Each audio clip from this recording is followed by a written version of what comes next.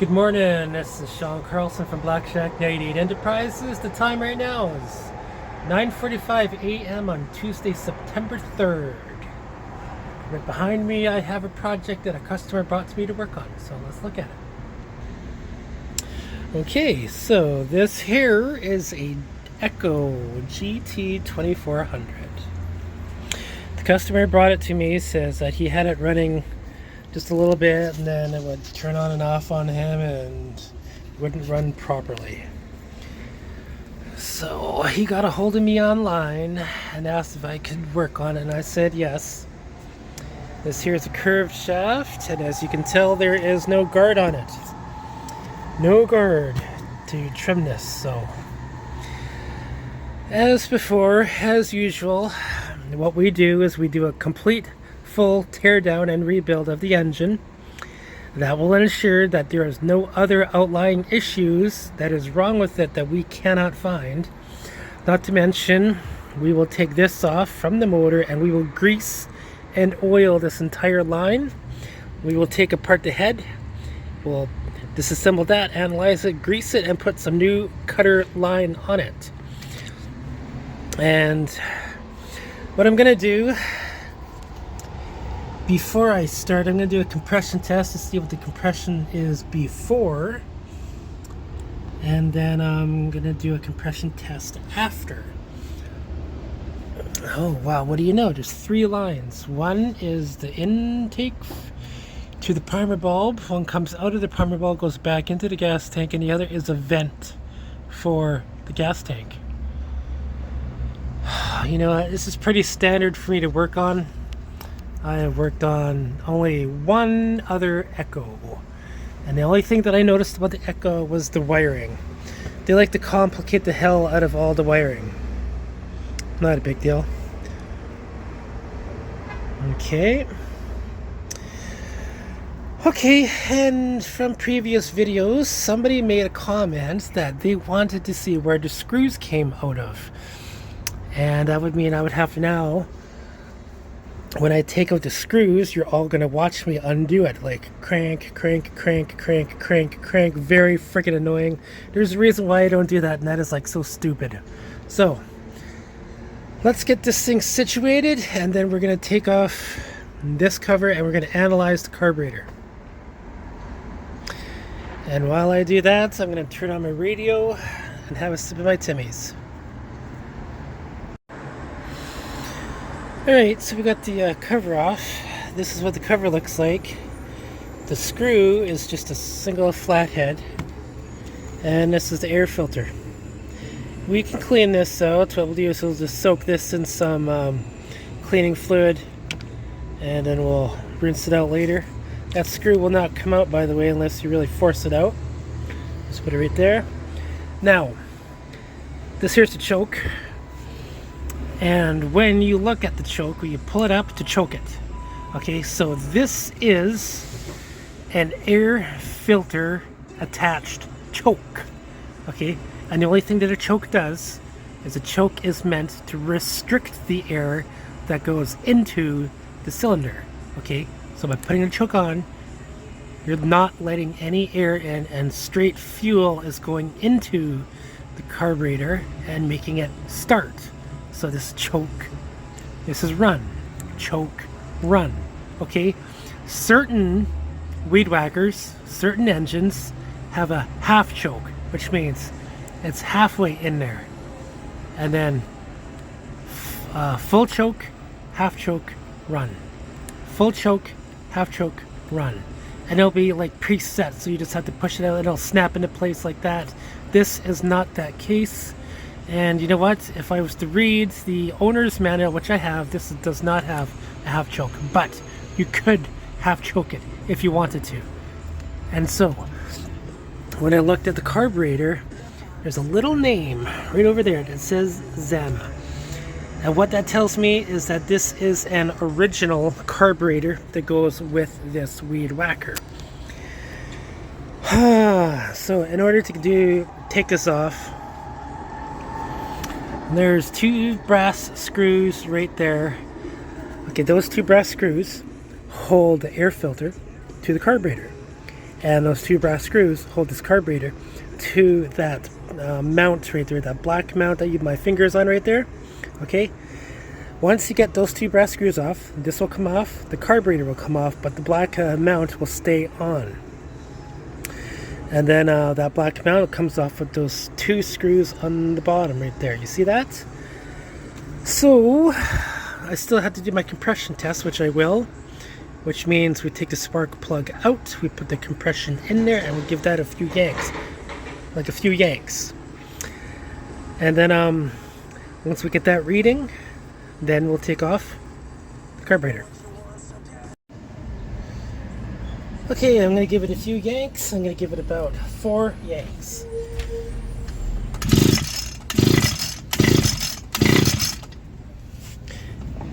Whew, that is pretty good. That looks to me like 100 psi. That is very good, and it's not going down. The needle is not going down, which means it's holding compression, and it was able to give that much compression. That much compression is actually enough to start it. You know what? Let me hit it some more.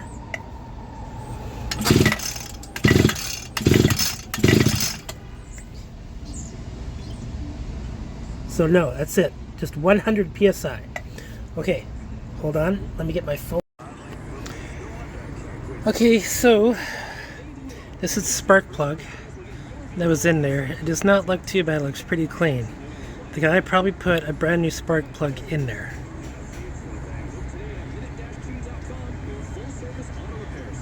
So, after doing that, now we know a few things about the engine. The first thing we know is that it held the pressure, and it was able to reach 100 psi, which means there was nothing stuck in the rewind. Because the piston was going up and down, there was nothing preventing it from turning over, which means there's probably nothing wrong with the cylinder or the piston rings. Which means we may not have to take out the piston or the rings themselves. We could probably just leave it, but we will get to them and we will analyze and inspect them once we get everything off. And so, having done that compression deck, we now know that we have very good compression. So now we're going to check everything else. So this comes off with flathead and those brass screws. And I'm not going to friggin' twist this off so you can all go watch me do that. I'll do that first and then I'll do another video. Okay, I don't take screws off for you to watch them. Okay, so the 2 brass screws came out, and as I was expecting, this came out and the carburetor is loose. Okay, so the carburetor is still held in by the gas lines, which you gotta disconnect. We also gotta disconnect, oh no, I guess not, but you get to take off the throttle cable, which is not a big deal. You just turn it, slip it out, and just remove it. Okay, so once those 2 brass screws come out, be careful of this gasket here, because this could tear or rip or be stuck on both sides, and you got to replace this. And you might not have the material to replace this, but I do. And that material is right here. This is what I use to make gaskets out of if I ever break one. Okay, so when the air filter comes out, this part will be loose, and then so will this part be. Okay, be very mindful how these go together. There's little washers like that one right there. As you can see, you're going to lose it. Be very careful with these when you take them apart. The little pieces make a big difference. Okay, and that goes onto there like that. So what we're going to do is we're going to put everything into a container so we don't lose it. And these 2 brass screws here. Okay, now remember where I said those 2 brass screws go in? It's into these holes here, which in turn connect to this guy here. Okay, oh, and what do you know, it just slipped off, which means it's stiff. Not a big deal. So next thing we do is we take this off completely, put it into a container, and then we continue working on this. Before I take this off completely, I just want to remind everybody, be very mindful. which hose goes to which connection on the carburetor. There's a reason why there's two lines, and a lot of people get the lines mixed up and wonder why it's not working properly. It's because one line is shorter than the other line when it goes into the gas tank, and that's because one goes to the fuel filter and one is only the return. So this one here probably goes to the fuel filter, which means this is the in, this is the out. Okay, and you know what? I will test this later and you will see exactly what it is that I'm talking about. But because there's three lines, you're going to be confused. So make a mental note which line goes where when you're taking this off. Take pictures, draw pictures, do something like that, okay? When it comes time to take off this gasket, you probably can't get it done with the screwdriver, which is why you should use the razor blade. And that's what I do. I take them off very carefully with the razor blade, so that way I don't tear or rip anything, because like I said before, I might not want to trace this out myself and then replace it if I don't have to. Okay, so we're going to take carefully. Oh, and the holes. There's a hole there, there's a hole there, a hole there, a hole there. But these two holes have something to do with the intake, and these two holes are just spare. Okay, so be very mindful of these friggin' holes, because they are so son of a bitch and important, you have no idea. And you know what? Let's get this carburetor here. I want to show you guys something. So it was sitting like this. You see those two holes right there? Those two holes have to do with those holes. Okay, see those four holes? Have to do with those four, those two. So make sure that when you put it together, these holes are facing this way and that this gasket is correct according to your carburetor. Holy effing crap, if you don't have those holes matching up, there could be some big problems, and you could be swearing up and down, and that could be just something that simple. Okay, so I'm going to continue taking this off with the razor blade very carefully, and then I'm going to take off this part here. Not to mention, I want to show everybody that there's connections here, so this got to be disconnected, and you take a flathead and you disconnect this. Make sure that if there is any similar connections, that you take a picture or be mindful of how they are set up. Okay, we're going to do a continuity test on these wires to make sure that everything is working correctly. Okay, so you see these two screws right here, they are fine thread screws. Okay, they came out of right here and on the sides here. All right, and once you get this loose, you just wiggle it. You just wiggle it loose until, and you know what? The gasket behind it is stuck to it, and that is quite common. So I don't really want to force it off, and then don't really want to force anything right now. So you know what we're going to do? We're going to leave it, and we're going to take off the top cover, and we're going to disconnect these. We're going to remove this out slightly. The way we do that is we undo this side, and then we simply lift it out. Okay, so looks like the top cover is held in by tiny screws. So there's one there, one there. Then there's two on the back. One there, one there. And it looks like somebody had this off previously, because there's wear and tear on these screws. That's a good indication that somebody went and did something to this motor previously. Okay, so we have two screws and bolts here. Now, in my last video, the still, somebody was saying, why I don't like goobers who don't show you how to take the screw and the bolt or where they go in. Okay, so this one goes into here like that, goes into there. Okay, and this one goes into here. So, you see the difference? You probably don't see the difference because you've probably never done this before, but I do. This is a coarse thread screw.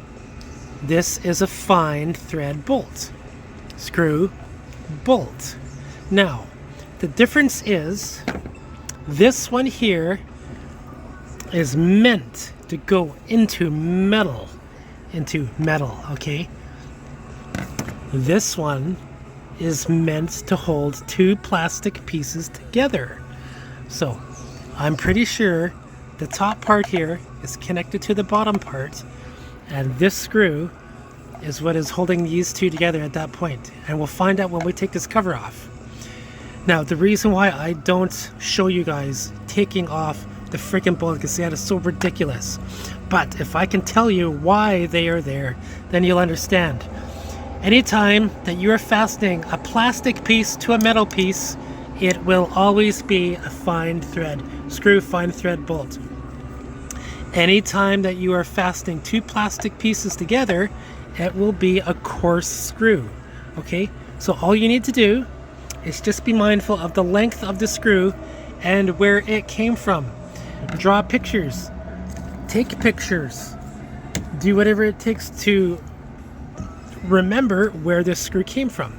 Now, because I have done this several times before, I don't need to draw pictures. All I need to do is just take them and put them into a container, just like that, and I'll just put them aside and I'll just take everything apart. And the reason why I can do that is because I've done this literally dozens of times before. I don't need to freaking show you what screw goes where unless you want to. Okay, so we're gonna do that. I'm gonna take all the screws off, I'm gonna put them right here, and I'm gonna show you where they came off. You don't need to watch me take the freaking screw up by hand or a screwdriver. Okay, so I got the two screws off in the front and I got the two screws off in the back. There's a big difference because here they are. Okay, so these two came off the front, these two came off the back. And when I look at the back, once again, as I was telling you before, the plastic part connects to the block engine, which is why it's a fine thread. Now this can just come off just like that. Oh, and what do you know? Look at that, this part came loose right off, just like that. Woohoo! Okay. This doesn't look too bad. I could clean this up a bit. This here is stuck right on there though. We could get that off and brush and blow those holes out. We'll put that into our pile right there. And then we'll try to take this off.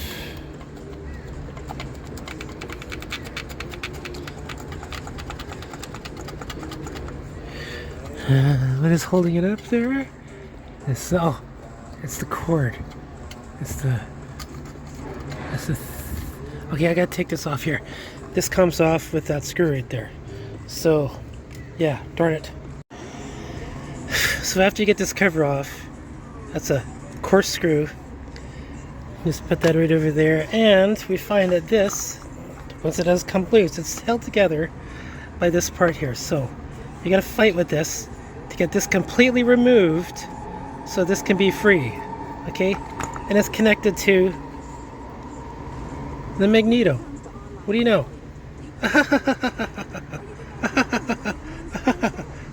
Frick. Okay, so I got that off. It's not too big of a deal. But now we're looking at the piston through the carburetor side, and as you can tell, if you can see it, it is really nice and clean. Wow. Wow. See that? There's no lines, there's no scoring, there's no deformations of any sort. There's light browning on the top of the piston, which is quite normal because that is the piston that's the part of the piston that's close to the spark plug. Okay, and if I wanted to, I could look in there, but I don't want to because we're going to look at it on the other side now of the exhaust. So you see this wire here? This is a very stiff wire and it's connected to the magneto. It's a very important piece of wiring, so whatever you do, don't jerk this around too much because you could break it right at that point right there, and then you got to replace the magneto. These magnetos are expensive, So don't mess around with this wiring too much, but analyze it for cracks, tears, abrasions, or exposed wiring, because that could be a problem. So what we're going to do now is we're going to just flip it over and take off the muffler. Okay. Okay, so now we got this, looking at the muffler. You need a 4mm hex key set. And you're going to attack these two bolts only. Once you get these two bolts out, these two bolts are connected all the way to the cylinder. And you can sort of see a bit of the bolt sticking out at the back here. So it's a long one. So these have to be at least probably 2.5 inches. And for those of you that want to watch me take one out, here we go. Okay, hear that snap? That snap means that it was on there nice and tight.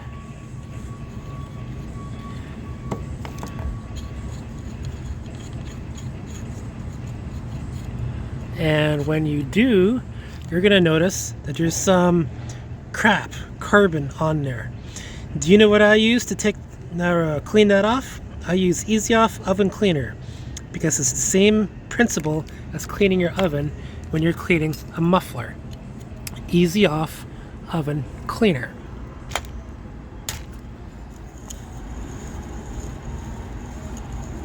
Once I get this bolt off right here, you're going to watch this muffler come off completely. There we go. Yeah. Things are falling apart. There we go.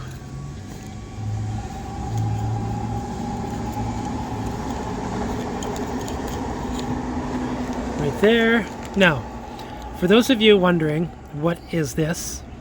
This is just access to a screen that is inside the muffler, which filters the exhaust coming out of the port.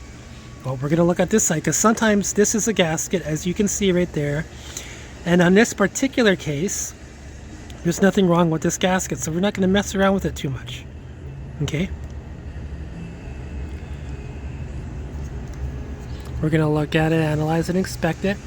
It is very normal that the exhaust is covered in gunk, grease, oil, because sometimes if there is a leak, a gas leak or an oil leak inside the cylinder, it'll come out the exhaust if everything is working correctly.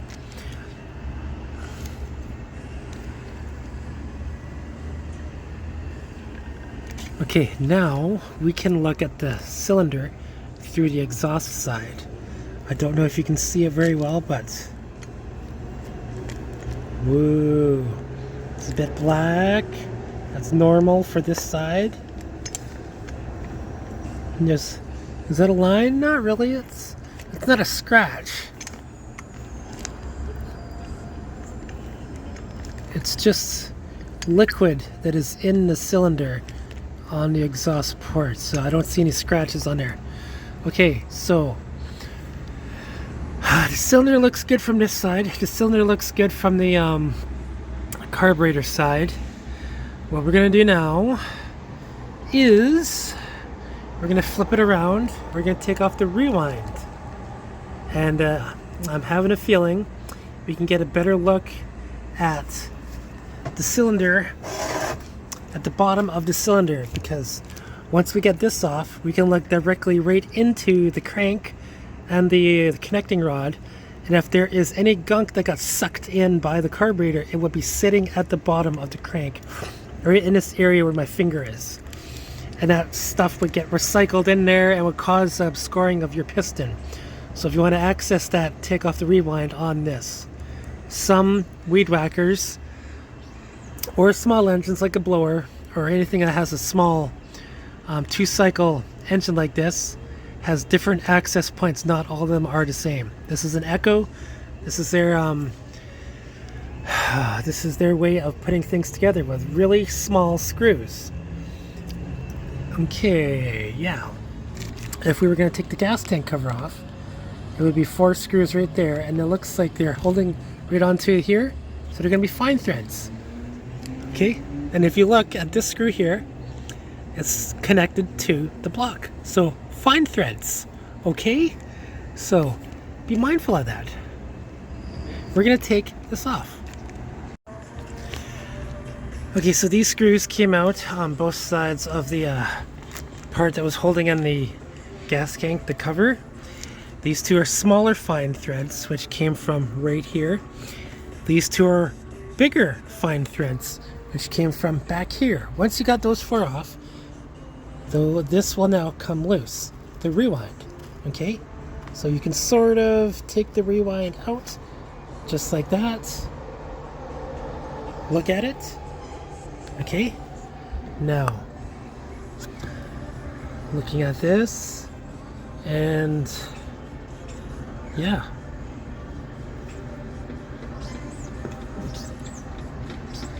we're just gonna look at this, inspect it.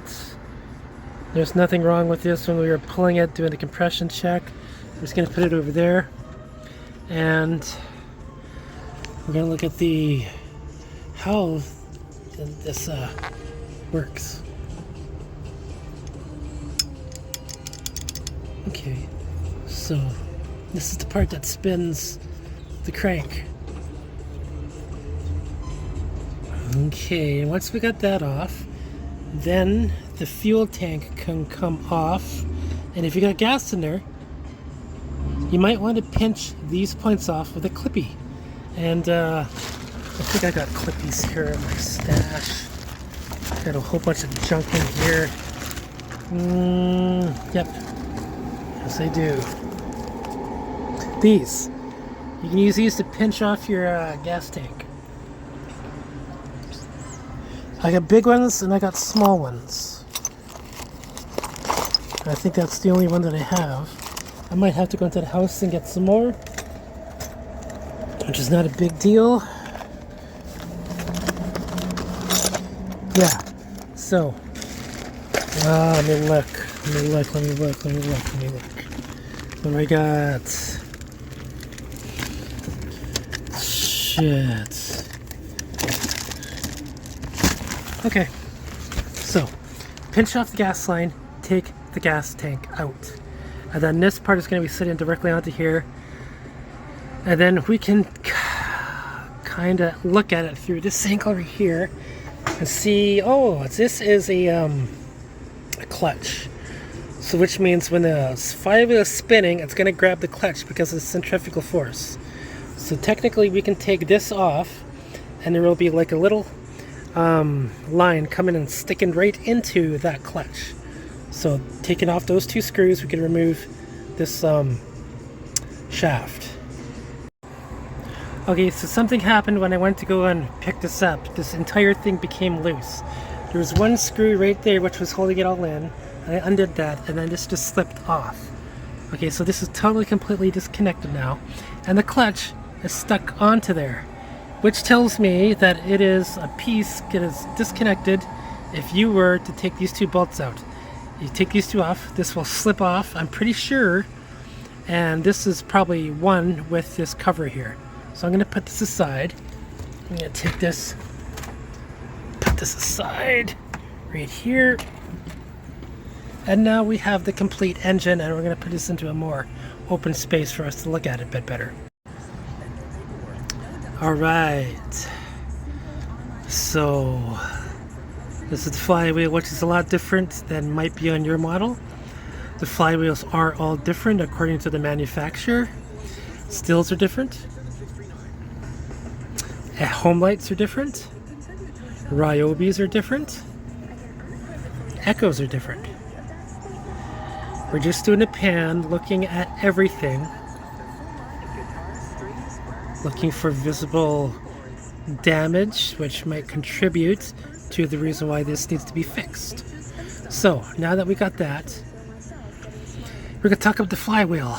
Now this part is connected to the flywheel, and when this is spinning in the direction, in any direction, these two parts right here at the top and the bottom will expand with the force of the circular motion. So they'll be like this when they're starting out, and when they're going at full power, they'll expand. And they'll grab that clutch that you've seen, which was covering this, which was this part right here. See that? those two pieces, those two shoes, will grab that clutch and cause the head to spin. Okay, and the way that we take that off is we make this stop moving, and this comes out by reverse this way or the other way, righty tighty, lefty loosey, I'm thinking, and doesn't matter. This needs to you need to make this stiff, secure it, and then this can come off. And I'm pretty sure once this comes off, this will come off as well. This part holds this in unless there's a nut somewhere in there. And we're also going to take off the magneto, which comes off with one screw there and one screw there. And because everything is now attached to the block, these are now all fine threads. So this fuel can come out with a screw right there and one right there. And just by looking at this screw right here, there's visible damage on it, which means somebody has had this apart before, not just me. So I'm going to take this off. I'm going to take that off. I'll show you guys what it looks like, and then we'll take off the magneto. Okay, for those of you that are interested in looking at what the screws look like that come off the gas tank, this is them. Once again, look at that. Fine threads. And they are triple washered. Those look like the original washers too. Okay? Do not lose any of these parts.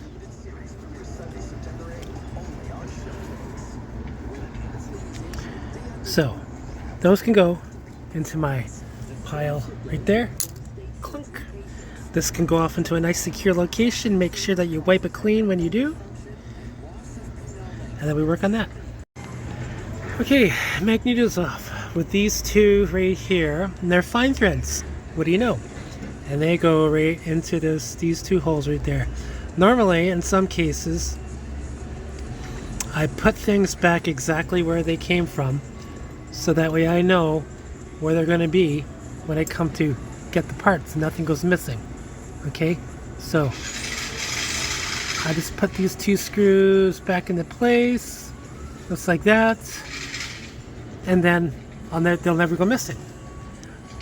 Looking at this part looks pretty cool, looks pretty clean, looks like it's brand spanking new.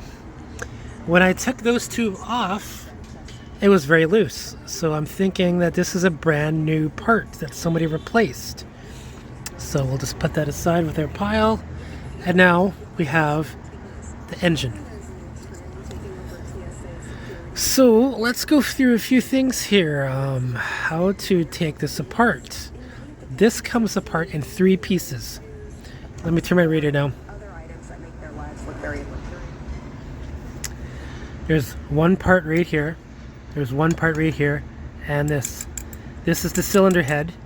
That comes off with a bolt, which is right there.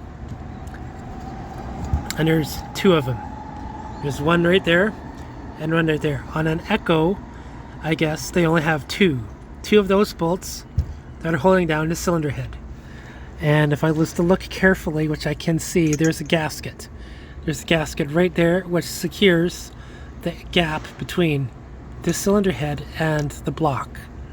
Now when it comes to the block, to take these 2 parts off has to do with taking off this flywheel first. Okay? And you cannot do that on the other side here. But what I do see the end of the bolts, which are right there, and another one right in the middle there, right on the bottom. That's the end of the bolt, which holds these 2 parts of the block together. Okay? So if I wanted to take this off, I will just exactly. I'm going to hold this and then unscrew this part.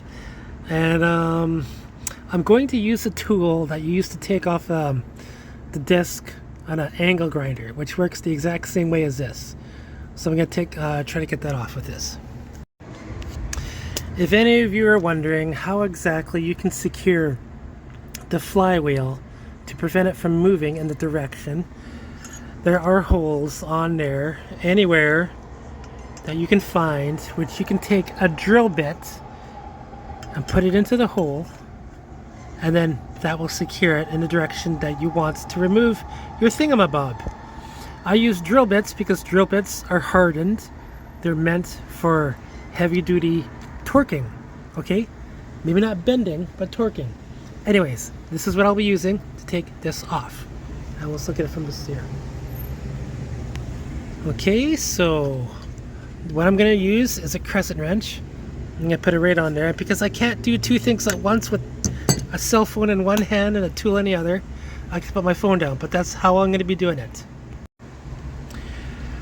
Okay, so what actually happened was I used my angle grinder tool to take this out, and it became loose, and now this can come off just like that. You don't need to use a whole lot of force to get this off. Okay. Oh, there we go. Let's look at it. Minus the scratches that I went and put on it, that's not a big deal. This is one piece. You cannot take this apart. And those slide horizontally. If you were to look at it like this, they slide horizontally. They go one way. They go this way only. Okay, so now this can come off. And the way that this comes off is just a light tap. Okay, we give it a light tap.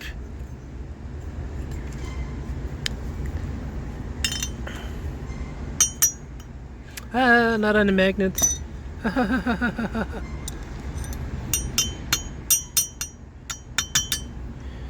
Okay, once again, I can't do things with both hands. Okay, so the flywheel came off, and it came off exactly as I thought it would. It just popped off. I used a jaw puller. When you are putting on pressure on this part here, I'm pulling on the lip. Don't pull on it too much. Just give it a slight crank. Put your hand tighten it, and then put a crescent wrench on there and give it about a quarter turn on this part here. That'll give it just enough upward force on the lips here. And then what you do is you take any tool like a thing and you just give it a light tap. Go. You just go pop, and this will pop right off exactly like I thought it would. Now be mindful, there's a flat spot right on top of that, right on there. That flat spot matches the flat spot that is up there, which looks like there's supposed to be a keyway. Well, would you look at that? There's no keyway. There's supposed to be a keyway. I didn't see a keyway anywhere when I flipped that off. But that's not a big deal because I actually have a keyway. Oh, yeah, it's stuck in there. It's stuck, built-in keyway. Whew, I thought I lost a freaking keyway. Okay, so now we got down to the bare parts of the cylinder. We just need to take this off and separate these two by those 3 bolts. Now, I'm going to tell everybody right now, when it comes to the engine block, these 3 bolts, or these 5 actually, right there and right there, they are so son of a bitch and tight, you will have to force them off. But when you do, you got to be really careful to do it. Okay, do not use an impact wrench. Find the correct size and do it by hand, and just grip it, press down on it, and then turn it slowly, and keep turning it like that until those snap. What it is that there is they probably got Loctite sealer securing this so that way this does not move or come apart. And the same thing with these ones here. So when you do put it back together, you need to use Loctite, and you need to make sure that the gasket surface is nice and dry, and has a nice no air gaps at all with the gasket on any part of the cylinder. Okay, so we're not going to take this apart because of the fact that when we look at the cylinder, there's nothing wrong with the piston. There was nothing wrong on this side, and there was nothing wrong on this side. Okay, but I did notice that there was some carbon buildup on top of the piston. So what we're gonna do is we're just gonna take some fluid. We're gonna spray it into here, spray it into here, spray it into here. We're gonna clean that up. We're gonna clean all the grease off of this entire area. We're gonna clean this up, clean that up, and then all that part there we're going to grease or clean up. And the carburetor will be the last thing that we analyze and inspect and check it for drinking. Okay, so now what I can do is I can just do my thing, clean this up, and then clean everything else up, and then put it back together. So when it comes to putting on your magneto, with these two screws that fit into there, you're going to want the magnet facing the magneto when you put it in. Now, what I do is I use a piece of paper and I put it on there, and then I put my magneto onto there and screw it in. And then that piece of paper creates the gap that is required between the flywheel and the magneto, the ignition coil. Okay? And then I can take these, put them in, screw them tight, and then turn the flywheel to get this piece of paper out. And that's what that is what I do. I don't care what you do or what you would do as a professional. This is what I do, and it works for me, and I've never had any complaints from the previous customers that I have worked with. Okay, so that's that. Okay, so I got this all cleaned out. The inside of the cylinder, all around it, everything is spick and span. Just got to put everything together now. The magneto, the rewind, there was nothing wrong with the rewind. Just looks like a pretty good rewind. There's no holdups, there's nothing sticking, there's nothing making any type of stuck. So this is good. And the muffler has been cleaned completely inside and out and blown out. Flywheel cleaned out. This part here has been nicely greased with WD-40. It should work perfectly. The muffler guard washed out. Just right here, rinsed, cleaned all around. Now the gas tank. We're going to talk about the gas tank. Okay, so we have 3 lines here. This one is stiff, and when you look at it, it's connected to the fuel filter. But when you look at the connection right there, you can see that there's movement, which means that there is a gap between the hose and the rubber thing.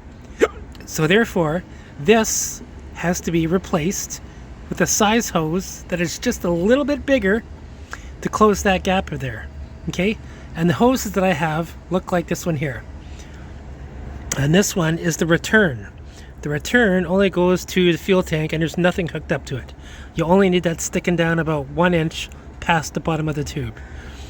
And when we move this one around, there's hardly any gap or movement with the rubber shroud.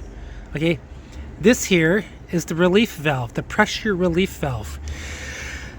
If you're one of those type of people who don't look after your tools, you're gonna leave your machine sitting in the hot sun or the rain or whatever, and the outside forces that are acting against this put pressure onto this. It's like a balloon holding gas. You push down onto it, gas will, because this is closed, like the gas cap has no ventilation in it whatsoever because of this tab right there.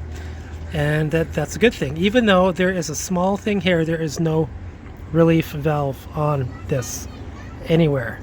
Okay, so when this expands from heat, it releases into this here, so that way this does not explode. Okay, it's a one-way valve. This is a one-way valve, and it too is just a little bit stiff. And so these black lines, I am going to replace them because of the fact that they're stiff means they're breakable, which means if you just put a slight bend in it, it'll break. And this is where the fuel comes out into your carburetor. If this breaks, that means there's gas getting all over the place, and depending on the outside area, it could ignite and explode. So therefore, this black thing gets replaced with this type of tubing, and this one gets replaced with this type of tubing. I have many types of these tubing. I'll show you that. So I'm going to dump this gas out into a container, and I'm going to analyze that fuel filter. It might be good enough, it might not be, but the inside of the fuel tank looks like it's clean. If we were to look through it, it looks like I just got to brush it off a little bit on the outside, but doesn't look like there's anything on the inside which shows that there's gunk or dirt or anything which could get sucked up into the carburetor. So having said that, I will replace these very soon. I'm going to put this back onto here and put this aside. So I think that's probably going to be the next video in a few minutes. I'm just going to start slowly putting this engine back together right up to the carburetor. That's it, and I'm going to have a sip of my Timmy's. Okay, so here is the, you can see the gap that I have there. Some of you would say it's too close. Others would say it's not close enough, and blah, blah, blah, blah, blah. But it's 3 pieces of paper, distance. Now, what I wanted to talk to everybody is, because this is a magnet, magnets have a tendency to lose their magnetism over time. There is a way to increase the magnetism on your flywheel, and that has to do with an electromagnet inducted current which flows from one end to the other. Okay, so I have it on a Briggs & Stratton manual from 1919 to 1981, which explains exactly how to do that. And so if you are ever needing to remagnetize, as a lot of you would say, just use another magnet and then just rub it on there and just keep doing that, and it'll make. That's for a short time. A long-term solution would be to use an electromagnet, like I just said. And you can do your own research on Google how to remagnetize an ignition coil or a flywheel on a weed whacker. But that's how you would do it, with an electromagnet. And so therefore, this is good to go. These two are tight. These need to be tight. You can put Loctite on them and crank them if you want. Just be mindful, if this is ever faulty, you might need to take these off again. So therefore, just crank them until they're just barely able to crank anymore. Don't strip the thread, because this is aluminum, okay? These are steel, aluminum. Steel screws will strip an aluminum thread. And when I took these off before, they were loose. These cannot be loose at all, otherwise this will hit, and then you'll have problems, and it'll bind up. If you cannot turn your weed whacker by hitting the pull cord to rewind, it's probably because the magneto is hitting the flywheel, because these bolts were loose. Moving on. Okay, so we reached a part with the gas tank. We're working on it. I got these all removed. When you're working on the gas tank, you need to remove the fluids and stuff a piece of paper towel in there to soak up all the leftover fluids that you couldn't get out, as well as absorb any other moisture that's in there. Do not have a flammable ignition source in there. Now, when you look at the holes here, those holes were from these 3 things. Now, you really got to think, are those 3 holes, are those different sizes of tubing that go into them? The answer to that is the carburetor. Now, when you look, okay, when you look at the carburetor, this nib and this nib are the same size. I can tell just by looking at it too this way. The diameter of this one is the same as the diameter on this one. In fact, I can't even, yeah, they are the same size. Now, if those 2 are the same size, that means 2 of these holes are the same size. And if you look at the holes, they all look similar. The way that you can find that out is if you take a metric drill bit and put it in there. And I'm pretty sure if I was to take a 4mm drill bit, that is what it would be. So therefore, we can now replace the 2 black tubes. In fact, you know, when I look at this one kind of needs to be replaced too.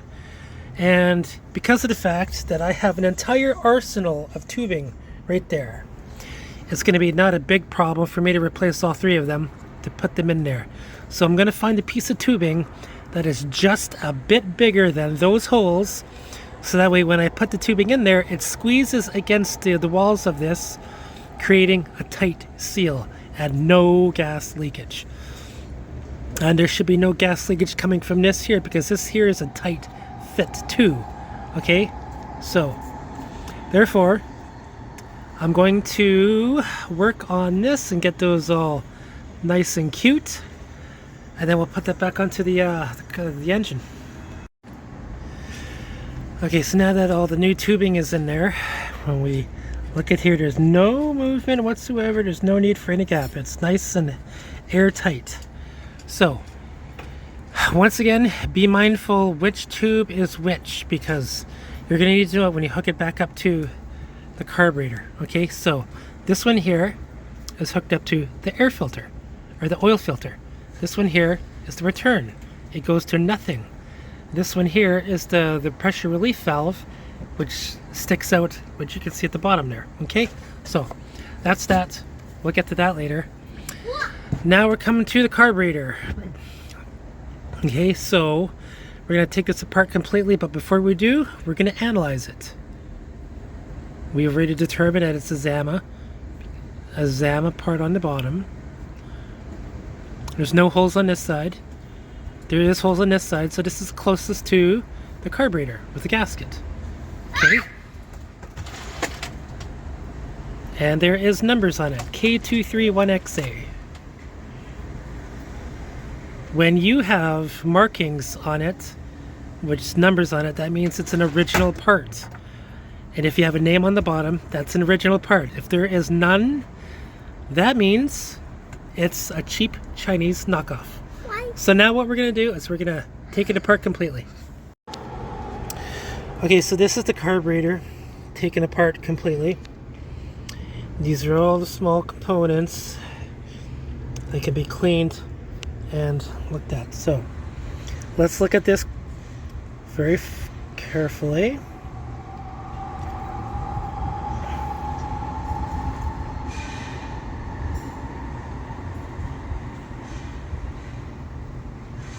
Okay, now I took it off just like this. I want everybody to pay attention to this because this is important. These are the 2 jets. This one here is the high, this one here is the low. As you can see, they are not the same. One is shorter than the other.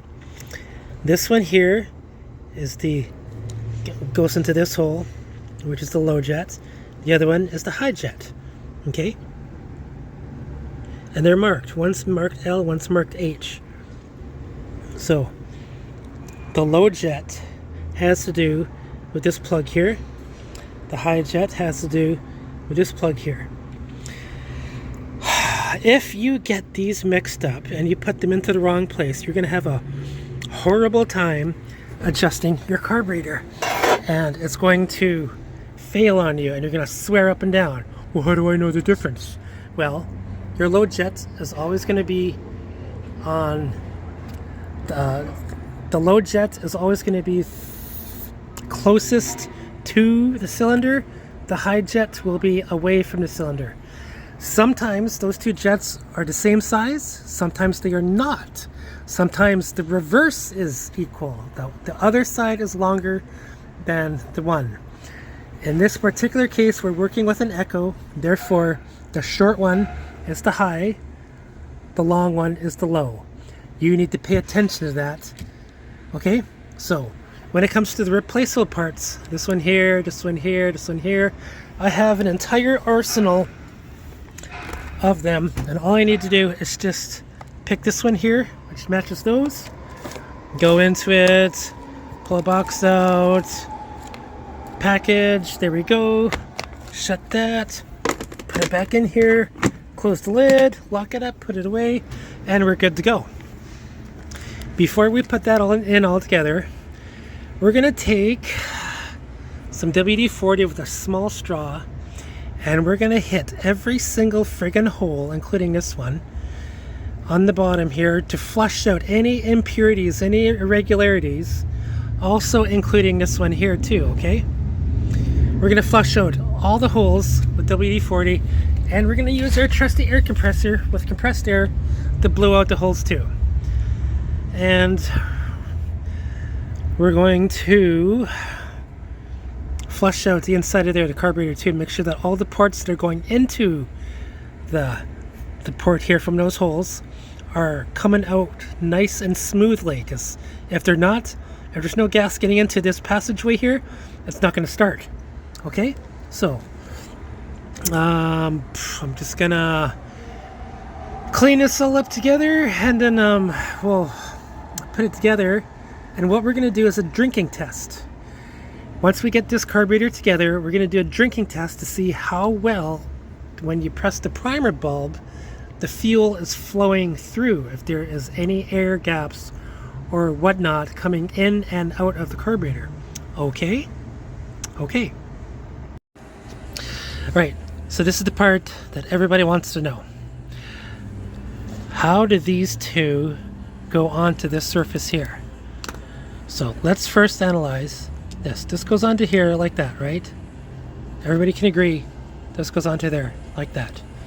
See those two pins that are sticking out? They match the corresponding hole. Okay, so let's just say this goes onto there like that, and we're gonna put it on right there. Now, this surface, this one here, gotta match the holes. This is the one that goes onto here, not the gasket. This one goes onto here right there. You gotta match the holes up. Okay, make sure that's gonna go in there completely, and when you do that, you're gonna see all the holes are lining up like they're supposed to. Then you put this on the exact same way, and then this goes on top. Now, for those of you saying it's the other way around, no, it's not, because there's a hole right there, and that flap needs to cover that hole. That flap is covering a hole, so let's look at it. Okay, so what I want you to do is look at this part and look at this part, and you're going to see a hole. Here we go. Voila. Now, if we were to put this on top of there and then this on there, nothing is happening, because now you have a noticeable gap that is the thickness of that gasket. Okay, so this is the wrong way to do it, just so you all know. The plastic part goes onto there like that, and then this goes onto there, and then you see there's little ridges. You see there's little ridges on all parts here. And that's just like a bump, a flat, and then it's a little bump, and it's flat again. That little bump presses against the gasket. Okay, so before I go and put this on, I'm going to put a little finger smear of grease on both sides of this, because this is dry, and because of the fact that when it's dry, there will be air still seeping into the gasket, going through the holes, creating an air bubbles when you press the primer bulb. Okay, so I use this type of grease. I just dip my finger into there, smear both my thumb and my finger, and then just lightly grease it on both sides of this, and then it's nice and sticky. And then I put it on top of this, and then I put it on top of this, and then put everything back together, and that grease creates an airtight seal between this surface and this surface. Okay, and the screws help enforce that nice tight seal. Now I'm going to do the exact same thing with this one here. So let's take this off, flip it over, and look at it. Okay, so you see this hole here? This hole has to match with this hole. So This goes onto there. This one goes on first. So we're gonna put grease on both sides of this and then put it onto there. And then this diaphragm goes on to that. Now a lot of you are wondering, how come you did it backwards on the other side? Okay, so here's the reason why. Let's take this off. Let's flip it over. You see that little button right there? There's a little button in the center of that star. That button has a certain height to it. You can't really see it. But there's that little button has a certain height to it. And when you look at the height difference between here, I can't really zoom in, but the bottom of my screwdriver is just about like maybe a millimeter from the top of this part right here. Okay, so by putting this gasket onto there, and then this part with the star side facing down, that button needs to hit the top part of that spring. And the gasket provides just enough slight gap for this to go up and down, up and down, up and down, up and down, up and down, up and down, up and down. Okay, and there's a little hole right here on this, right there, which is a breather for this to go up and down. And then that hole, that pin right there, matches up with that hole. And of course, I've got this backwards. I've got this backwards. Not a big deal. There we go. And then it goes on just like that. Okay? Alright? So, that's how we put together the carburetor when we're dealing with the replaceable parts. All right, and the primer bulb. The same thing with the primer bulb. Clean this out. Clean that clean the channel in there too. Make sure nothing is going to create an air bubble for this primer bulb. Put that in there. Just goes in there like that. Make sure the holes match up, and then screw it in. Okay. That's how you put together a carburetor for an Echo. Okay, so now we are doing the video on the drink test, and we're gonna see which, and you're gonna see where the fuel is coming in and where the fuel is going out. So I have a feeling the fuel is gonna go into here and go out to here. And it's not like I have a feeling, I've done this before, so I know.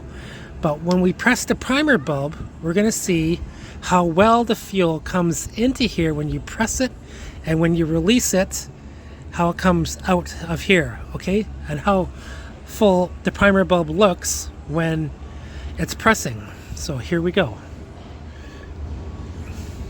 And if you're wondering what this liquid is, it's just WD-40 and brake fluid, which is gonna clean and lubricate everything that's inside there. Shoot, you know what? Let me get myself set up a little bit better. Okay, so here we go. Oh, it sucked it up nicely. I can see it. It is going in. It is working. Oh yeah, there we go. Oh, look at that. Primer bulb busted. Not a big deal, everybody, because I got a replacement primer bulb. Let me just switch that one out. Okay, back in business. It took me less than 2 minutes to get this figured out, but now we're gonna do it again. It's supposed to suck up from here, which it is.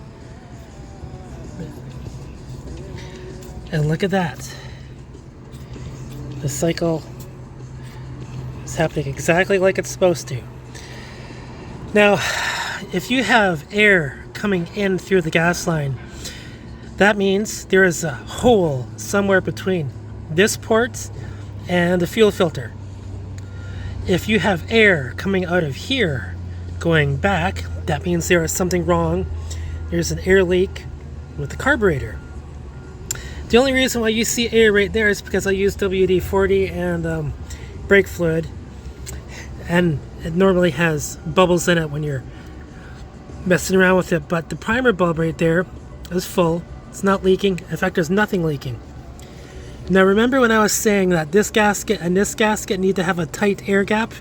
That's going to ensure that this carburetor is working correctly, which is why I put grease on both sides of the surfaces so these screws can keep that nice air tight.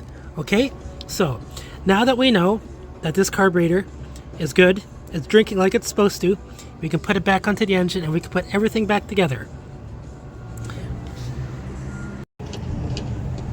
Okay, so I want to show everybody before I put the carburetor on and a piston here what it should sound like when everything's been cleaned up.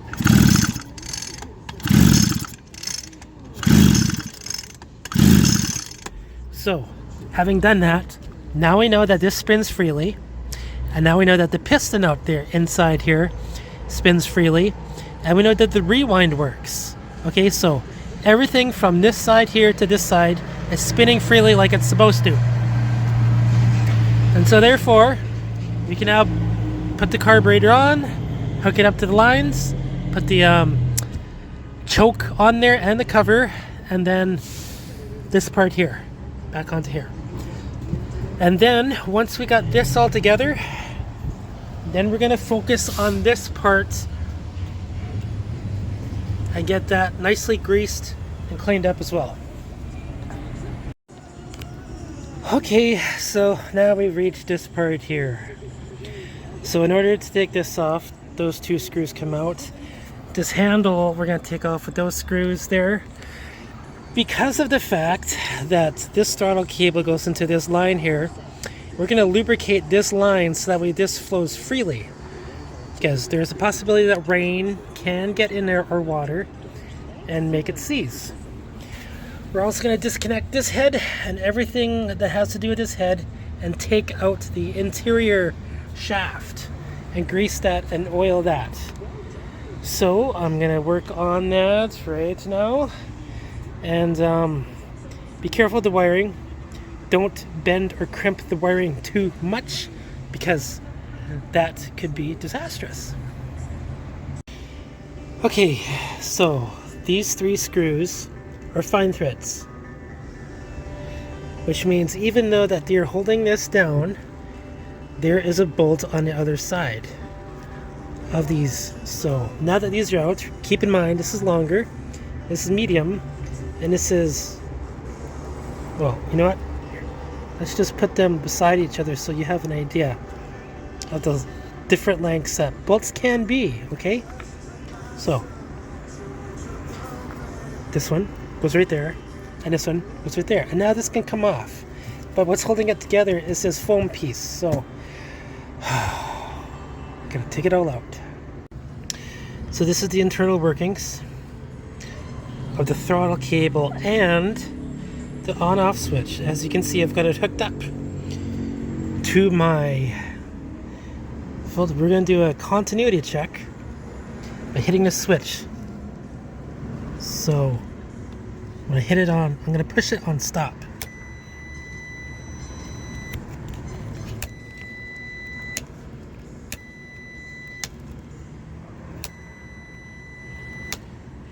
Okay, so now we know that the stop, the on-off switch works, which is good. Yay. Okay, so we got the engine put back together, we got gas put into there. Now it comes time to put the line on. Now I went and downloaded the manual for this, but not everybody has a manual. So we are at a crossroads here because you might not exactly know how to put the line on. On this one in particular, there's only one feed, which is right there. And so, as a general rule of thumb, whatever direction that the line is spinning, the head is spinning, when the engine is running, you wind the line, you put this in the opposite direction. You're laying the line into the spool this way. Okay? So, normally, you can find out which way this direction is headed if you had a guard on it. This particular weed whacker does not have a guard on it. I'm pretty sure it was on here somewhere and the customer gave it to me without a guard. The cutter guard, which determines the length of the line coming out of here, will tell you which way that this is spinning. If the cutter line is spinning this direction, then that means the cutter will be on this side of the shaft. If the engine is running this way, then that means the cutter will be on this side of the shaft when you're looking at it. Okay? Now, on an echo, some certain weed whackers, you can find out which direction that the engine is turning just by looking at the rewind. So you see how it looks like it's pulling it from this direction, which means the engine is spinning this way. Okay? So if the engine is spinning this way, then that means it's twisting the shaft the exact same way. And therefore now we know that the engine is turning clockwise. Okay, so what that means is we got to put the line on counterclockwise. Now, I want to let everybody know something. Clockwise going up is counterclockwise going down. Do you understand? You might not understand that. Okay, so, you know, it's the wrong hand here. Pointing up. This is direction, my thumb is pointing the direction of the wheel. It's spinning that way. When we're looking up, with my fingers pointing up, now we're going to go down. You see how that works? Now the line that needs to go in is this way. Okay, so when we turn this part upside down to put the line in, we got to go clockwise going in. We're going to wind this going clockwise going in to the line. Otherwise, you can just read your manual and it'll tell you the exact same thing. Okay, so that's that. I'm going to put the line into here and then we're going to look at some other things. Okay, everybody, this weed whacker is ready to go. The line has been put on there and I didn't go too far into detail about greasing this up. But I will say, this screw, there's a hole that's in the top of here and that locks this into the shaft. This here just clamps everything together on there. And you need a wrench, and this part here, which you see that hole? You gotta find a hole under this part and put that in there so you can get that nut off on the bottom. Once you get that off, everything is pretty simple to get this entire head off, to be honest with you. Okay, now the line has been put on there exactly the way that we went and the bump head actually works. If you were to push the head in, you can pull the line out. So, having said that, let's look at the engine. There's no leaks in the gas tank, which is extremely important because the moment you have leaks, that means you have problems. And that means you have problems with the environment. You might not give a shit about the environment, but I do. Now, when it came time for me to start it, it actually did start when I was checking the compression. And there's only WD-40 and brake fluid. And yeah, that's the only thing that I had is in here. And it fired up using WD-40. This switch was my problem. I think this button right here is either the right way or the wrong way. Because I thought it would start up here, but no, it starts up here. This is stop, this is on. Oh gosh. So what else can I say about this? Oh yes, there's one thing that I have left to do, and I'm running short on time because it stores the hours. This is a ground for the on-off switch. There's supposed to be a proper connection. And when I was taking this off and analyzing it and inspecting it, it actually broke off. So it wasn't a very good connection, but what I can do is go to a hardware store, get a 25-cent part, make a proper connection underneath this screw, and I'll do that later if I have time. And then that will be fixed for that. Now, when it comes to adjusting the jets, what we're gonna do, oh, you know what? Let's see if the carburetor is drinking like it's supposed to. Okay, so we're gonna hit the primer button. Ooh, look, it's full. That's the gas mix that I had in there. I can't believe it.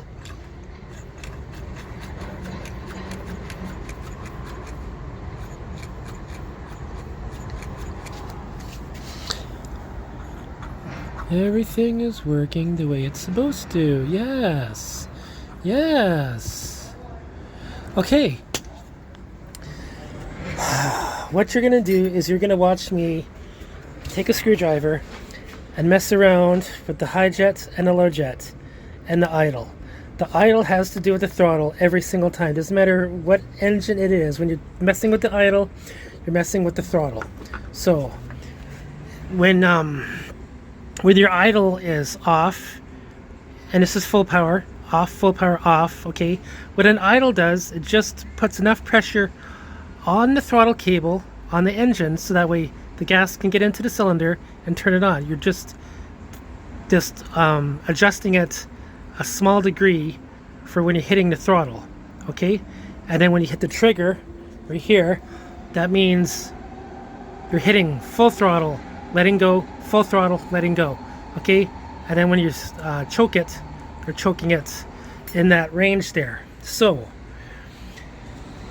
what is left for me to do now is just to go into an open space with my phone and my tripod, set it up, and you can watch me in action.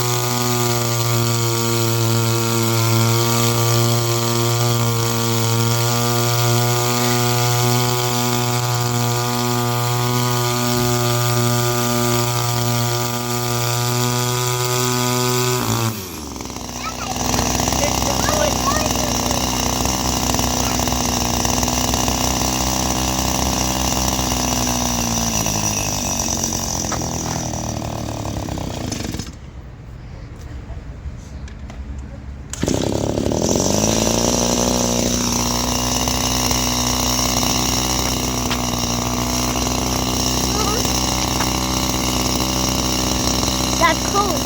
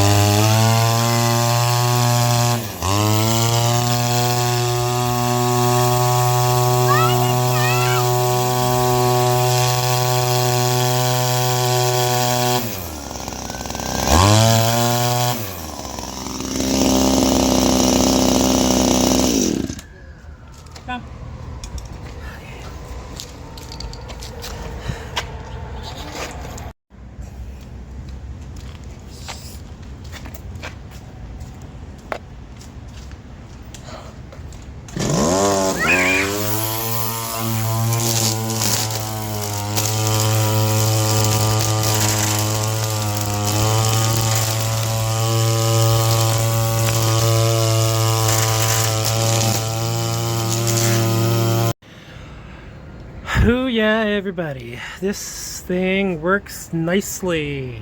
The only thing that is missing is a cutter guard shield. You see, when you seen me adjusting it, the farther that this line went out, the slower the revolutions went. And the more that the line was cut, the faster that it went, okay? So there needs to be a guard on here to get this working properly, spinning fast enough. But that was good. So now we know it works. This part here I went and replaced. I just went and put a friggin' part in there to get this work, and it did, grounded properly, so yeah, that's good. And after using it, there's still no gas leaks. One thing I like about it is this guard right here for the gas tank. A lot of people go and slam their weed whacker down onto the concrete or the grass. They fracture the gas tank, causing to go buy a new one or some type of repair on it. This is a guard that I have always wanted to put on all weed whackers, because if the gas tank is down here, chances are on the bottom of it, like right there at this corner, that's scuff marks. That's where the damage would occur. And nothing to worry about if the gas tank was up here. Okay, so in one of the videos, you seen that this entire thing was smoking after I used it, and that's normal because when an engine gets hot, especially after I was rebuilding it, it was burning off the greases, the oils, my handling it, so the cleaning product that was on the engine, it was burning that off. And now it'll continue to run like it's supposed to, very effortlessly. And this is on, and this is stop. Okay, anyhow, when the customer comes, I'm going to give him this. I went and printed out a manual, the original manual plus the parts manual for it, for all the parts, in case he wants to order something for this, like that shield for instance, or if there's something else that is missing. I include my own personal warranty as well as a quick check for what it needs, and this will be given to him with this weed whacker. Oh my gosh, that, ladies and gentlemen, is a success as far as I am concerned. I am very happy to do this. The customer dropped this off at 9:30 a.m. this morning, and I just got it finished around 5:15. I was able to toy around with it just a little bit just to get it slightly running, and then at 5:35 I went down where you seen me on the ground there with my kid, and yeah, I got that tuned up nicely. So I hope you all enjoyed this video, and for the well, not for the first time, but you know, I wish I had a bottle of rum to drink while I was doing this. It would have been a whole lot more interesting. Oh yeah. So anyhow, everybody, like, share, subscribe to my videos, share this and send this to all your friends who need a weed whacker rebuild here in Vancouver, Canada. Okay, my name is Sean Carlson from Blackjack United Enterprises. I literally live right beside Toby's Pub. Okay, and as for weed whackers, I'm just gonna say this must be like my 15th one. Yeah. So have a good one, everybody, and thank you for watching.